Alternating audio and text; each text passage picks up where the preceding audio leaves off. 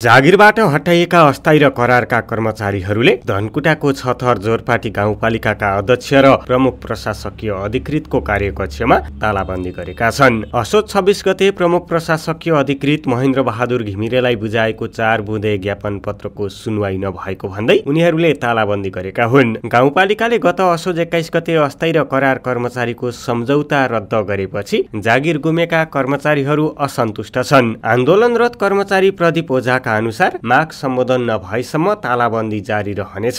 चालु आर्थिक वर्षको बजेटमा सम्पूर्ण करारका कर्मचारीका लागि स्रोत सुनिश्चितता भएकाले निरन्तरता दिनुपर्ने उनीहरूको माग छ। यस्तै दरबन्दी बाहेकका कर्मचारी हटाइएकोमा पुनः विज्ञापन गरी सोही पदमा कर्मचारी राख्न नपाउने र दरबन्दी बाहेक पनि लामो समयदेखि कार्यरत कर्मचारी र स्वास्थ्य कर्मीको योगदानको सम्मान गर्दै बिदाई गरिनुपर्ने माग पनि उनीहरूले अघि सारेका छन्। माग सम्बोधन नभए आन्दोलन थप चर्काउने उनीहरूले चेतावनी दिएका छन्। यता गाउँपालिका अध्यक्ष छत्रबहादुर सुब्बाले सङ्घ सरकारको निर्देशन अनुसार निर्णय भएकाले पछाडि नहट्ने अडान दिएका छन्।